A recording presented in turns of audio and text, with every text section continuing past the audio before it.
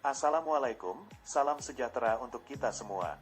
Perkenalkan kami dari kelompok 5 SMA Islam Az-Zahrah Palembang dengan anggota Punarbadewa Daifullah, Ratna Welsi dan Nabila Afifah Safira, dan dosen pengampu pertama adalah Ibu Dewi dan Pak Muhammad Akbar Budiman.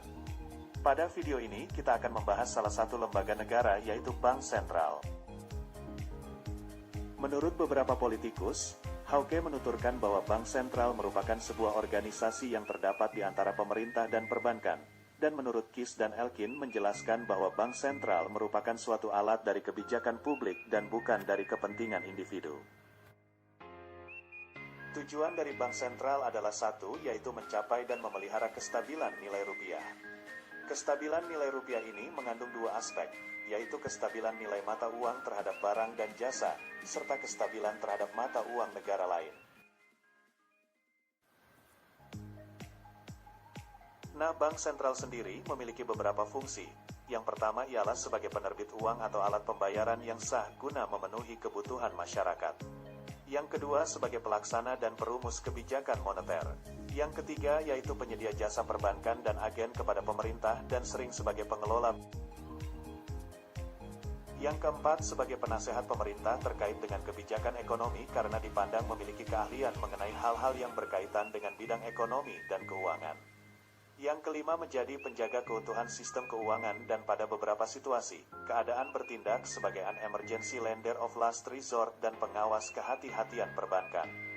Yang keenam sebagai pelaksana dari kebijakan pemerintah di bidang nilai tukar dan sebagai kustodian dari cadangan devisa negara dan membantu negara dalam mengelola cadangan devisa. Yang ketujuh sebagai pembuat kebijakan untuk mendorong pertumbuhan ekonomi, terutama di negara berkembang. Bank Sentral sering diberi mandat lebih luas untuk memperkuat pembangunan ekonomi. Yang kedelapan menjadi kustodian dari cadangan bank umum dan pembantu penyelesaian akhir transaksi clearing antar bank. Yang kesembilan menjadi lembaga yang berpartisipasi dalam kerjasama pengaturan moneter internasional. Dan yang terakhir yaitu menjadi lembaga yang memiliki hubungan erat dengan pemerintah sehingga memungkinkan untuk mendapat tugas lain, misalnya memberi layanan perbankan kepada publik dan memberikan perlindungan nasabah. Selain itu, Bank Sentral memiliki tugas dan wewenang antara lain. 1. Menetapkan dan melaksanakan kebijakan moneter, dengan beberapa wewenang untuk. Yang pertama, menetapkan sasaran-sasaran moneter dengan memperhatikan sasaran laju inflasi. Kedua, melakukan pengendalian moneter dengan tidak terbatas pada operasi pasar terbuka di pasar uang, baik rupiah maupun valuta asing. Dan yang terakhir, menetapkan tingkat diskonto dan cadangan minimum, serta mengatur kredit atau pembiayaan.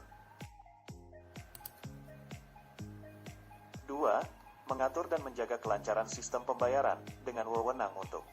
Yang pertama, melaksanakan dan memberikan persetujuan dan izin atas penyelenggaraan jasa sistem pembayaran. Yang kedua, mewajibkan penyelenggara jasa sistem pembayaran untuk menyampaikan laporan kegiatannya. Dan yang terakhir, menetapkan penggunaan alat instrumen pembayaran. 3. Mengatur dan mengawasi bank, dengan wewenang untuk. Yang pertama, menetapkan peraturan. Yang kedua, memberikan dan mencabut izin atas kelembagaan dan kegiatan usaha tertentu dari bank. Yang ketiga, mengawasi bank, baik secara individual ataupun sebagai sistem perbankan. Dan yang terakhir, mengenakan sanksi terhadap bank sesuai dengan peraturan perundang-undangan. Selain tugas dan wewenang Bank Sentral juga memiliki peran antara lain. 1. Sebagai regulator, yang dimaksud di sini adalah sebagai regulator yang membuat peraturan-peraturan terkait sistem pembayaran di Indonesia. 2. Sebagai operator, operator ini menyediakan jasa layanan sistem pembayaran di Indonesia. 3. Sebagai pengatur perizinan, lembaga yang memberikan izin kepada lembaga-lembaga lain yang menyediakan jasa layanan sistem pembayaran di Indonesia hanyalah Bank Sentral. 4. Sebagai pengatur pengawasan lembaga yang memberikan pengawasan atas lembaga-lembaga lain yang menyediakan jasa layanan sistem pembayaran di Indonesia juga hanya Bank Sentral. Yang kelima atau yang terakhir sebagai fasilitator yang memfasilitasi pengembangan sistem pembayaran di Indonesia. Sekian itu tadi merupakan penjelasan Bank Sentral mulai dari pengertian, tujuan fungsi tugas dan wewenang, serta peran dari Bank Sentral. Semoga itu tadi bermanfaat bagi kita semua. Wassalamualaikum dan terima kasih.